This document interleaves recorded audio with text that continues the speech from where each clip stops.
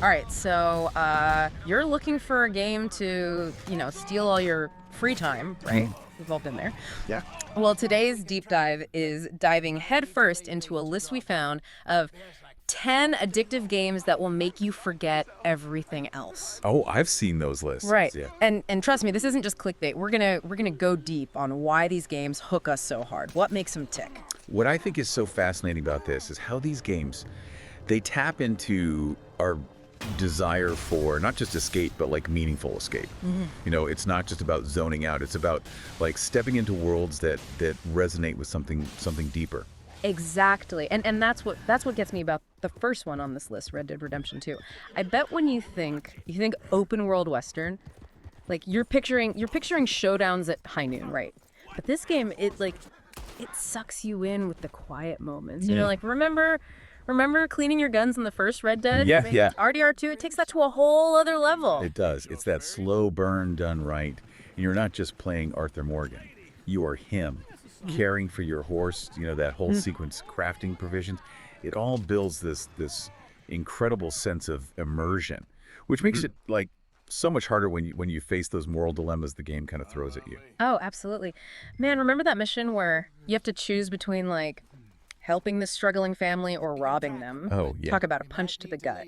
And it's not just about, being a good guy or a bad guy. It's about the weight of your choices in a world that feels incredibly real. Yeah, and that sense of consequence is huge. Yeah. But let's say you're looking for a different kind of escape, one where mastery, not morality, is the drug of choice. Enter Sekiro. Shadows die twice. Yeah. Now this is a game that does not mess around. We're talking tough but fair combat that'll have you rage quitting 1 minute and then feeling like an absolute ninja master the next. Yeah. Sekiro takes a page from that classic Dark Souls formula. Punishing but rewarding. You die, you learn, you adapt. And that moment when you finally nail that parry against the boss you've been stuck on for hours. Tell me about it. There's nothing quite like it. Seriously. It's pure adrenaline. Plus, you gotta love the whole Sengoku era Japan setting, the clashing swords, the intricate armor, even the environments themselves they're a feast for the eyes. Yeah, it's visually stunning, Yeah, no yes. doubt. But beyond just the aesthetics, there's a deeper appeal here. That feeling of overcoming a challenge, of mastering a skill, it has this amazing carryover effect, into real life. Like, Yeah. It reminds us that perseverance pays off. Okay, but let's be real. Sometimes you want to escape into a world where you can just kind of let loose and carve your own path. And for that, well, you've got Cyberpunk 2077. Night City, man. What a setting. I know. Cyberpunk 2077 speaks to, I think, our desire for agency in a world that often feels outside our control. Right. You're not just following a set story. You're crafting your own legend within this sprawling, neon-drenched dystopia. And the customization options, oh my goodness, they're insane. You can tweak everything from your character's hairstyle to their cybernetic enhancements. How's that? Like, you want to be a stealthy hacker who takes down corporations from the shadows? Go for it. You want to be a gun-toting mercenary who blasts their way through every problem? Cyberpunk lets you do that too. You can. It's a game of choices, both big and small. And while it's had its share of controversy, there's no denying the sheer depth and detail of the world they've created. No kidding. But you know what else is a world of detail? One that throws you in with like cryptic clues and lets you figure things out for yourself. And for that, we're talking Elden Ring. Ah, Elden Ring, a masterclass in world building, albeit, a cryptic one. This game does not hold your hand. It throws you into this vast, interconnected world and basically says, good luck, tarnished. Go figure it out. And you know what? That's what makes it so captivating. Every corner you turn, every creepy dungeon you delve into could hold the key to unlocking another piece of the puzzle. It's that sense of discovery, that aha moment when you finally piece together a bit of lore or figure out how to beat a seemingly impossible boss. Like, that keeps players coming back for more. It's a game that rewards curiosity and perseverance, in equal measure. For sure. And speaking of rewards, sometimes you just want a game that feels like a blockbuster action movie, and that's where Uncharted 4: A Thief's End comes in. You really do. Uncharted 4, it's a game that's, almost like it's designed to make you feel like you're living out an action adventure classic. Yeah. But it's the characters that really elevate it, don't you think? Absolutely. Nathan Drake and Sully, their banter is like legendary. It's like they're like that bickering but lovable duo you can't help but root for. Yeah. And the way they weave those relationships into the action, it's seamless. Exactly. It's not just, explosions and set pieces. There's real heart there. And speaking of heart, let's talk about a game that makes you, maybe question your own moral compass a little bit. The Witcher 3, Wild Hunt. Oh man, Geralt of Rivia. He's got that whole like gruff exterior monster hunting thing going on, but underneath he's got this code, you know. And the choices you make as Geralt, they really matter. They do, yeah. The Witcher 3, it throws some seriously gray areas at you.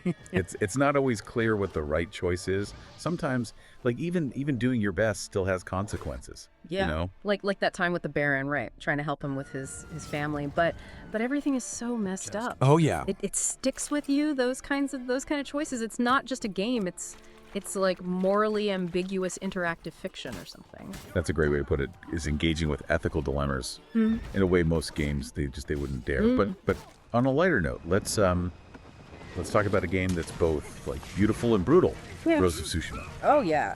This one is a visual masterpiece. Feudal Japan, the way the wind blows through the fields of grass, it's almost hypnotic. And then you've got Jin Sakai, right? Who's caught between his samurai upbringing and the need to like fight dirty to save his home. Talk about inner conflict. Yeah, it's a game that really leans into like contrast. You've got these moments of serene beauty, then bam, you're facing off against Mongols in this like visceral, almost balletic combat. And the way you can approach each encounter, like you can go stealth as the ghost, or you can go straight up samurai showdown. It's like having two completely different games in one. It is. It speaks to the power of choice and how our preferred play styles, they can almost like reflect aspects of our own personalities, you know? Now, if you want to escape that throws you right into the thick of things. Dying Light 2 is where it's at. Oh, Dying Light 2. Zombies, parkour, and a city on the verge of collapse. What's not to love?